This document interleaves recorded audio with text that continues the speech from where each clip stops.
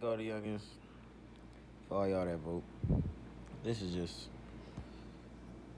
this is what's going on right now in the world. You gotta pick between two racist motherfuckers. This one's outwardly racist, just point blank. He doesn't give a fuck. This one's I feel like an undercover racist. We have to pick between two powers. I'm not voting. I'm not gonna tell y'all not to vote. But shit, I don't know what to do, man. I'm just gonna put everything in God's hands. Well, we're just gonna see what these two presidential candidates have to say about racism. Going back to the debate from what last month.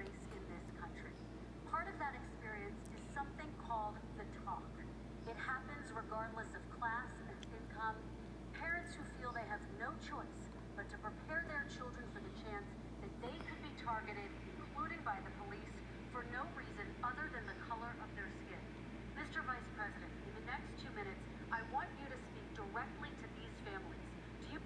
And you know, one of the reasons why I ended up working on the east side of Wilmington, Delaware, which is 90% African American, was to learn more about what was going on. What I didn't, I never had to tell my daughter, if she's pulled over, make sure she puts, for a traffic stop, put both hands on top of the wheel and don't reach for the glove box because someone may shoot you. But a black parent, no matter how wealthy or how poor they are, has to teach their child when you're walking down the street, don't have a hoodie on when you go across the street. Making sure that you, in fact, if you get pulled over, just yes sir, no sir, hands on top of the wheel, because you are, in fact, a victim, whether you're a person making $300,000 a year person or someone who's on food stamps.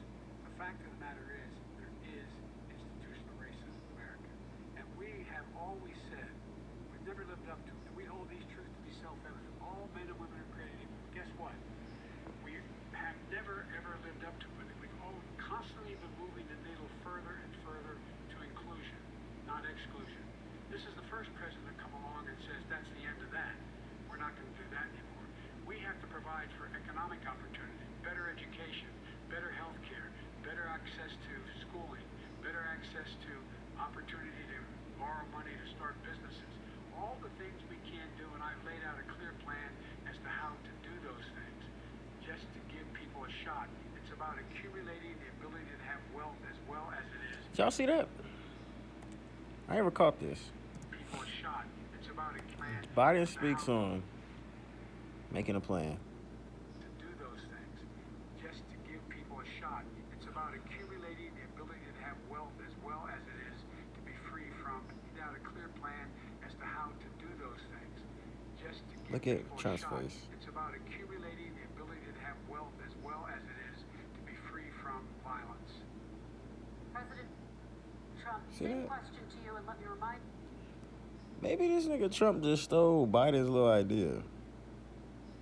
That's where that little bullshit ass platinum plan came from. I look light skinned as hell right now. Yeah, man. Let's hear what Trump got to say, though. Of the question, I would like you to speak directly to these families. Do you understand why these parents fear for their children? Yes, I do.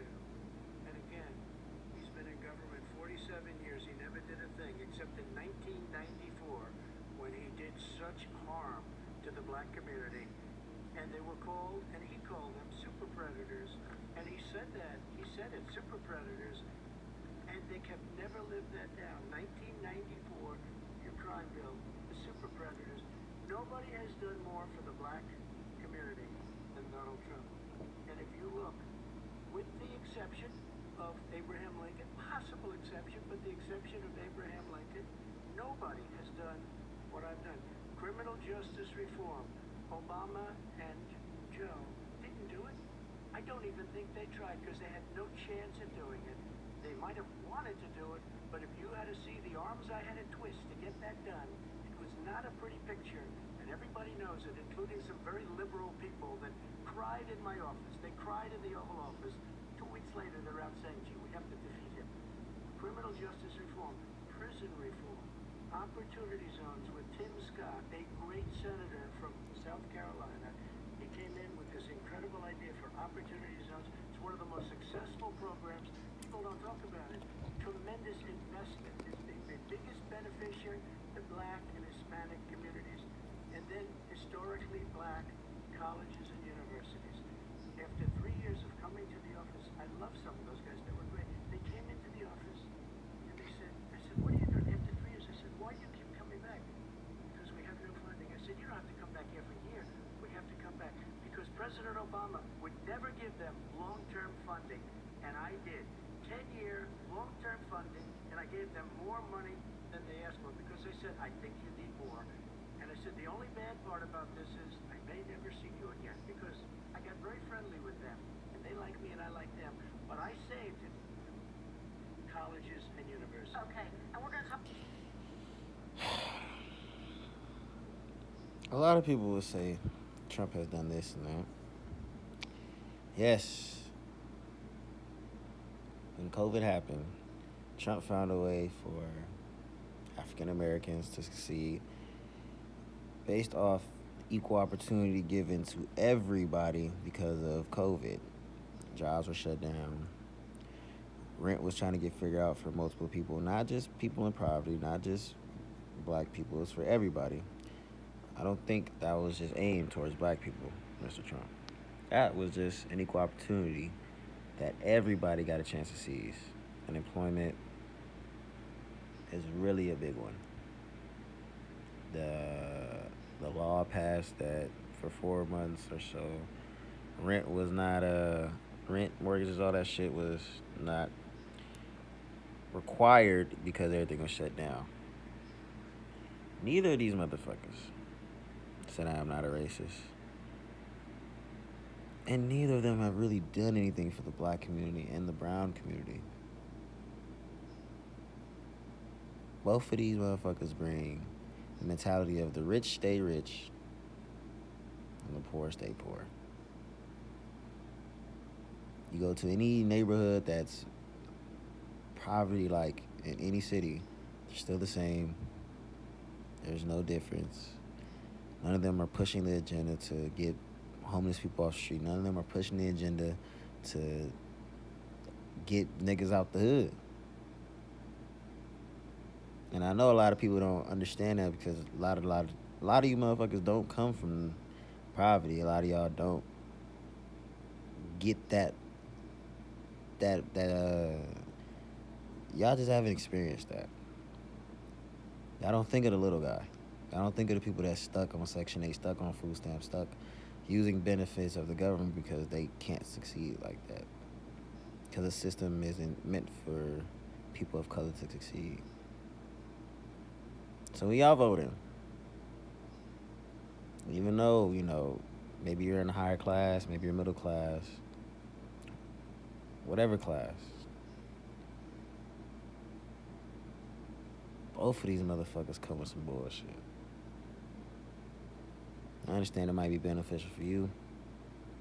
That shouldn't be the way this world thinks, even though that's what this world comes to. You gotta stop being selfish.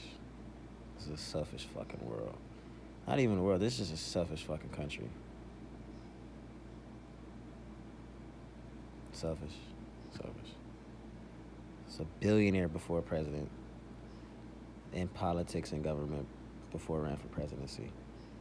None of them have really done anything for black communities, brown communities. Which I want to make America great again, huh?